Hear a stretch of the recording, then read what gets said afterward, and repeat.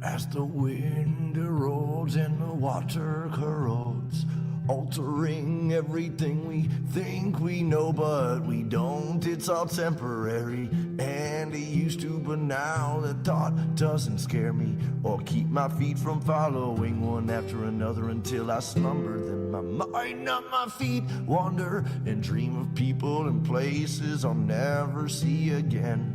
I've mended as much mental anguish as I can, and now I try to use this language to take these thoughts from my head to my pen. Cause though I don't speak of my dead friends or the circumstances, often the blow never softens or yields.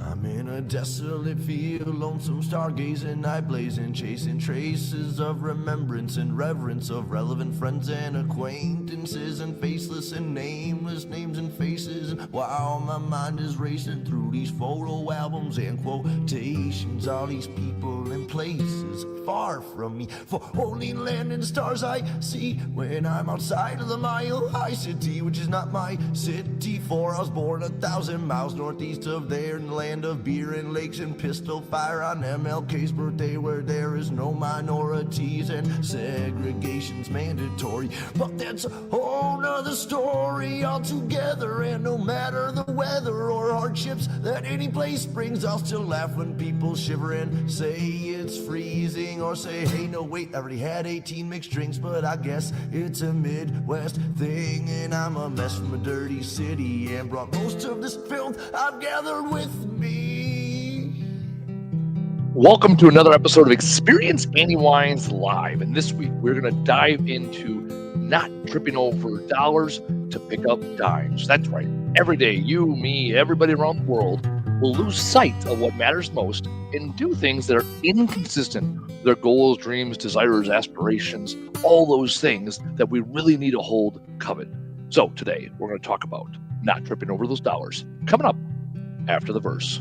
My work labors on as lovers sleep in each other's arms, remaining calm and collect. I begin my self-reflection process of redemption. Honestly, I don't know where this road leads, or if I'm even going. Could be rowing upstream, or worse, chasing my dreams to the peak, to finally be somebody doing something with what I have, rather than saying again and again that I can't and I won't anymore from this day forward. Cause Lord knows the past is set in stone, the present is yours to mold and to use for future uses. I know I'm a nuisance, I'm told, except neither young nor giant nor gnome. I don't sleep on these streets usually, though I've made thrones of my own. I don't sit well with idle hands, though don't know what to do when I'm home all alone. I'm a menace thrown from society, and as it lies to me, I'll smile silently as others do as they please. I am watching and listening, and I'm grinning all the while, 'cause sometimes all you can really do is smile. So as the work labors on, I'll keep on singing my songs, and this day's never done. We just keep on spinning around that sun, and well, through all these miles and trials, all I've learned to do is smile. Is to smile.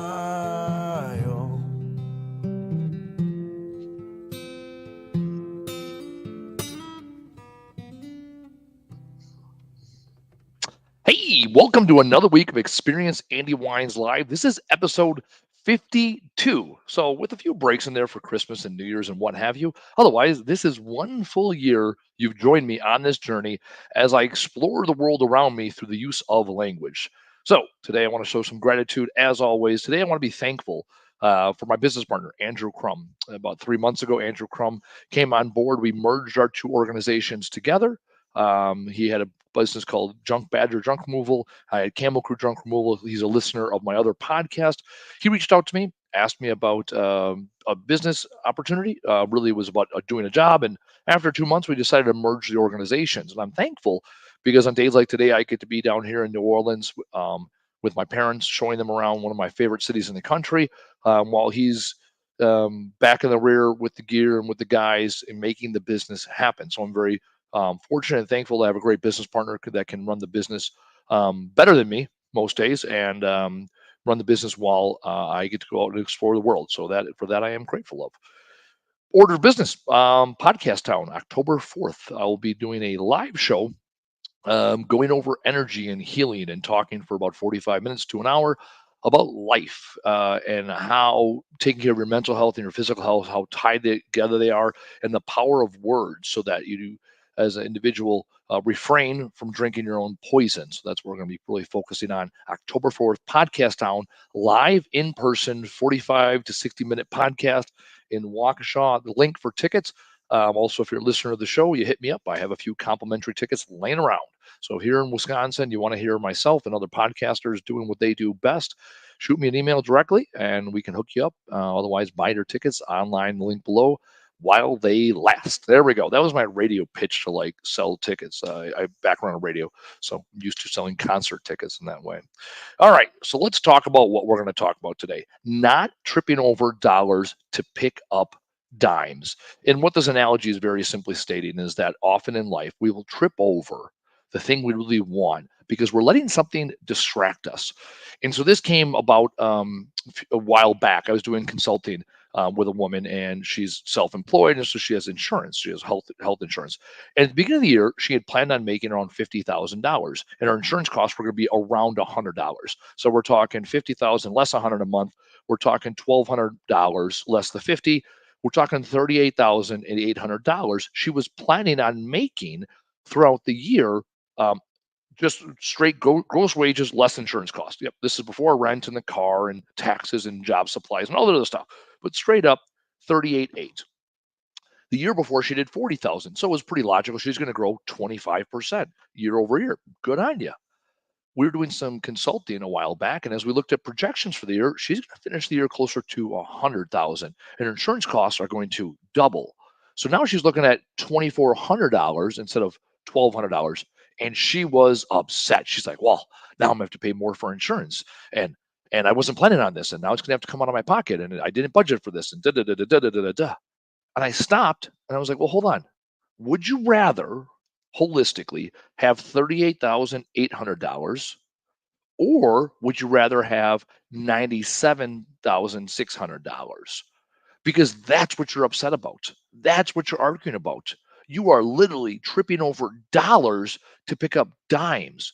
We're talking about a $38,800 delta. You're going to make almost $40,000 more. I see, say 40, 38, 48.8, right? 48.8 because she had planned on making 50, right? 48.8, right? You're talking almost a $50,000 difference, and you're upset about $1,200. I was doing hillbilly math and I had 40,000. I subtracted the 1,200. This is why I need to take better show notes. This is what happens when you shoot from the hip with hillbilly math. You forget your numbers sometimes in your head. There we go.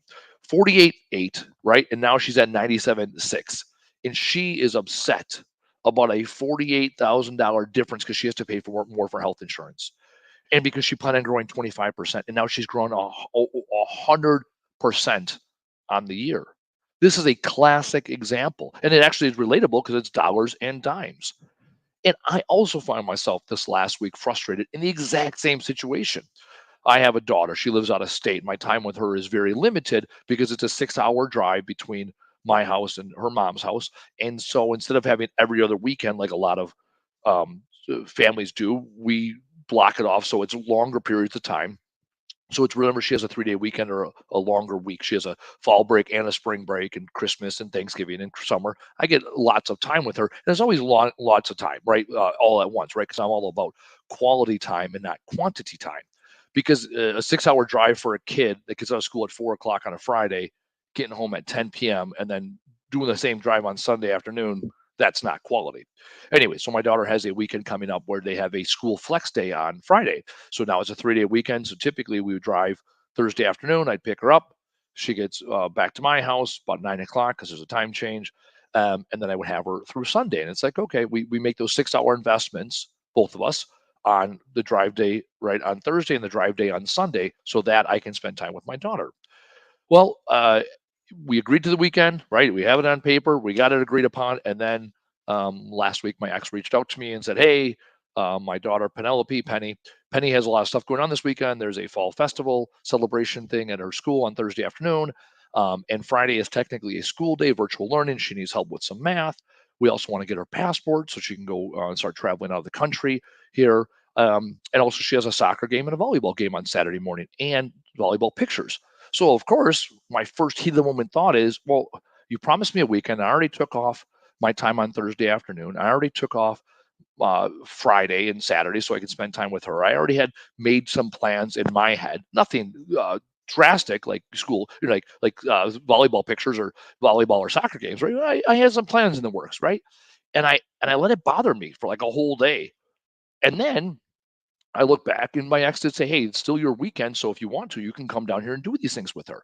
And I go, and then I'm thinking, "Oh, well, you're just trying to avoid the drive," and I'm getting frustrated. And I thought, like, hold on, I can either drive 6 hours on Thursday round trip, 3 hours down, 3 hours back, or I can drive 6 hours straight through. Either way, my commitment is 6 hours. Either way, I'm committing to driving 6 hours on Sunday. So what does it matter if I go there and back or I go one way? Okay, now the 6 hour investment is the exact same. I'm going to spend time with my daughter. I have my daughter the exact same amount of time. And actually, I have her more time because now instead of being in the car for those first 3 hours, I'm with her right off the bat. So I actually have more quality time with her. Third thing, I get to spend time with her in her day to day life. I get to watch her play soccer and volleyball, which typically is only through pictures and videos. And I get to do this all in person. I get to meet some of her friends that I've only seen through FaceTime and things like that. And now I have this great gift in front of me. And yet I was tripping over the drive. I was tripping over the fact that the situation had changed. I was tripping over my own mental block for my frustrations of, being in this situation over the last 9 years with our daughter with all this transportation. And yet look at all the gifts I have because of this opportunity I was given. This is what happens to us in life. We get through life and we take these things personal, right? We focus on the gap and not the gain, as Dan Sullivan talks about in his book, The Gap and the Gain. We focus on what we don't have that we perceive that we want instead of all the things we have because of the work we've already put into it. And when we focus on the gap, we are feeding into that fear based lower lizard brain of scarcity and hate. And ultimately, what ends up happening is that's the brain that gets more airtime. That's the brain we start looking at the world of, right? That's the wolf that we continue to feed. Right, so I just used three different analogies there: gap and the gain, the two wolves inside you, and also utilizing their big brain or our lower lizard brain. Right, we're saying the same thing here. And in real life, we're not talking about the gap and the gain, and we're not like, oh yeah, am I using my big brain today or my little brain today? Which brain is working? Right? We're more focused on the words we're looking at. And now this is it. Is it an opportunity, right, or is it a challenge? Is it a gift? I love the word gift. What is the gift in all of this? When we look back on our life and think about what happened to us, right? Happened to us. It's exactly that. Look what happened to us versus for us. Last week, I had the opportunity to do a lunch and learn, and one of the participants, I said, "Hey, talk about something in the past that bothered you, right? Still bothers you to this day." And this gentleman spoke about how he went to college for 4 years, and then he did teaching for 2 years. And after 4 years of college and 2 years of teaching, he realized he didn't want to be a teacher. And 6 years in student debt later, he was frustrated and upset that he perceived failed or quit at something that he was so passionate about before. And I said, well, you got your bachelor's degree, right? Yeah, I got my bachelor's degree. All right. And you also found out what career you didn't want to do, right? Yeah, I found out the career I didn't want to do. And now you have a great career that you love, right? I love my career now. Okay. Look at all the gifts there. You got a degree, you figured out what you don't want to do in life, and you found something that was closer to your purpose. When we think about the four freedoms of life, for example, right? Freedom of purpose is one of the greatest four freedoms. It's time, purpose, money, relationships. So you found your purpose by going through those 6 years. What a gift that is. What a gift you have in front of you today.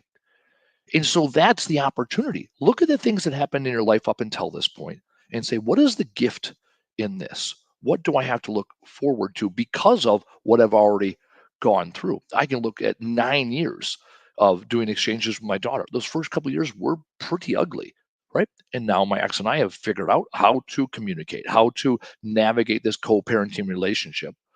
And now I have the gift to spend a weekend with my daughter. I've never gone down to Indianapolis in all these years, never gone down to see my daughter in her world. And now I have that gift presented in front of me because I focused on the gift. The opportunity with focus is having a clear goal. And this is where you today have an opportunity to start before you even have the stimulus, right? When you have a stimulus and you react without a focus, you're going to react and not respond. In order to respond first, you have to have a goal in mind. I said from the top that I focus on quality, not quantity. And that's been very consistent over the last 9 years. Since the time we started getting divorced to going through the entire process, my goal was always quality time with my daughter. It was never quantity. That's why early on, when I had my daughter and she was young and in daycare, instead of picking her up at 6 or 7 at night after my ex got out of work, I would drive down round trip 8 hours to Peoria, Illinois, pick up my daughter at noon so she could take her normal nap noon to 2, and we could get back to my house by 3:30, 4 o'clock, and then have a normal Thursday night instead of a hectic rush Thursday night where now all of a sudden her eating and sleeping and all of her cycles were off, right? She was only 18 months old. This was a gift and an opportunity because from day one, my goal with her was to have a quality relationship, not quantity. I didn't sit there and say, okay, how many days do I have her? How many days can I have her so I can avoid paying child support or so I can avoid this or avoid that? No. What is the love? What is the abundance here? I look at 5 love languages. Quality time is one of the 5 love languages. Quality time, not quantity. Recently, I read 10x is easier than 2x. 10x talks about qualitative things you can do in life versus quantitative things you can do in your life. Going back to the example I said from day one, that business owner, she wanted to grow her business from 40,000 to 50,000, right? That's a very quantitative data, right? She ended up growing to 100,000. She will projected, right? And now she's frustrated about $2,400. Money gets in the way of wealth. Like Mark Twain said, he never let schooling get in the way of his education.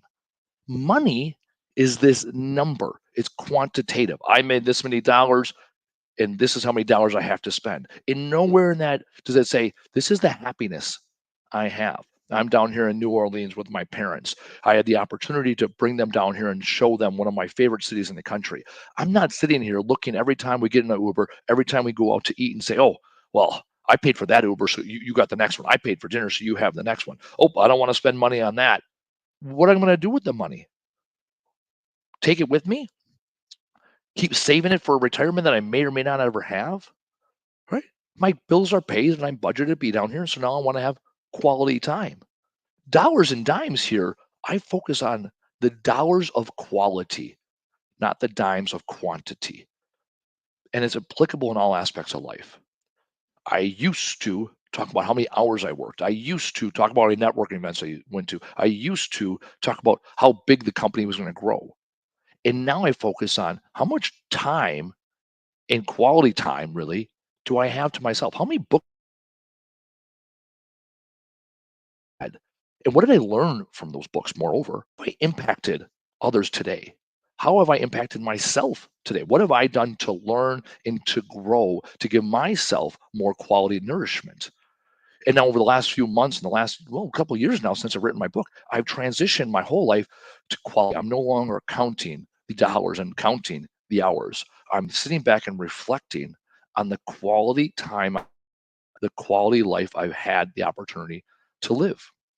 And this week is very simple. Focus. What are your goals? Professionally, what are your goals? Personally, what are your goals? I'm challenging you. I'm just challenging you, right? You have the opportunity to give yourself 3 goals in the next 12 months. Something personal, something professional, and something that's not personal or professional. Something that maybe with your family, something maybe tied or a sport that you're involved in. A simple goal. Earlier this year, my goal was to not have to wear my knee braces when playing volleyball. Well, I stepped down. I went from the extras to the whatever the I went down my light braces and my knee started hurting again, so I went to the medium braces. Well, I went down 2 levels to medium. My goal was to get down to no braces. I'm not going to make it there. My knees have spoke, right? It ain't happening right now. However, I already went down from the extra heavies to the mediums, so I've still made progress. Missed right from a quantity standpoint. From a quality standpoint, I'm playing better volleyball. My knees are solid because I decided to put in the work to try to achieve a goal. And ultimately, the quality goal I have is I wear my knee braces a lot less. My knees feel a lot better. I had a very clear goal in mind. I asked others along the way to be mentors of mine and give me some advice. I put work into myself, my sleeping, my eating, the amount I work all towards this common goal. I didn't focus on the dimes of how much money is going to cost, the time I got to put in. I kept my focus on what is going to be best for my knees so that I can play the best volleyball, because playing really good volleyball is good for my soul. It nourishes me. I couldn't tell you my record of volleyball this year. I couldn't. I could care less if I won a championship or two along the way. We win league championships from time to time, right? 40 years old, still playing rec league volleyball. I still get free T-shirts every now and then. It's not about, hey, my knees are strong and I'm still playing great volleyball and I'm making great connections with people along the way. I'm going to a wedding on Sunday coming up with a guy I've been playing volleyball with for years because I put the time into my knees. I put my time into my goals. So it's very clear, ladies and gentlemen, we all struggle tripping over dollars to pick up dimes. When you focus on the dollars, when you focus on your goals, every thereafter either serves or does not serve. Every thought you have serves or does not serve. Every word you use within your thought serves or does not serve. When you look at my book, the tagline to the book is all about serving you, right? It's not about good or bad. It's about retraining your brain to use language that serves you, not positive or negative, not good or bad. Very simple, serve you. And when you start to look at life like that, you start eliminating things like easy or hard because you ask a better question. Does this serve me? If the answer is yes, we do. Last week I was down in Chicago. I won Titan 100 last year, and I'm excited this year for the opportunity to possibly win again. And I was down in Chicago last year or last week at a panel, and there was this gentleman. He was a CFO for McDonald's Corporation Latin America for 24 years, and he decided to get out of that. He wanted to focus on his quality of life with his family. He started restaurants with another gentleman. Along the way, they get all these opportunities to buy more things, new POS systems, new this, new that, new app, new delivery. And his very simple thing was, does it make the cooks better? Everything goes back to, does it make cooks better? Better ingredients makes the cook better. Better processes that'll make it more efficient. The cooks make the cooks better. Focus is taking care of the cooks. Because when the cooks are taken care of, the food is taken care of. When the food is taken care of, the customers are taken care of. He looks at his role in the organization to take care of the cooks, surround themselves with the best leadership, the best equipment, the best processes, the best team, so that the food comes out great. He no longer focuses on the food. He focuses on the cooks, very clear, because he knows the cook's responsibility is to focus on the food. So for you, those cooks, what are those dollars? What are the milestones that are going to get you closer to your goals? The more specific your goal, the more clear every chance you have when you make a decision will be to say, yes, this does or does not serve my goal. When it does serve your goal, hit that multiply button. Get as much of that as you can. And then when it does not serve your goal, take it out back, shoot it in the face, and never talk about it again. You've already determined to serve your purpose in life, freedom of purpose. One of the four freedoms that are the most important for your life. So that's my challenge for you this week.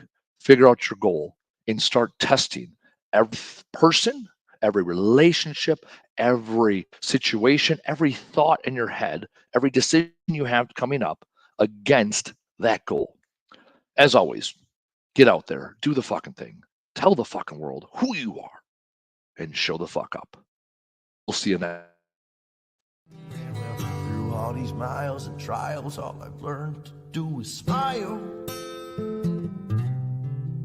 Is to smile.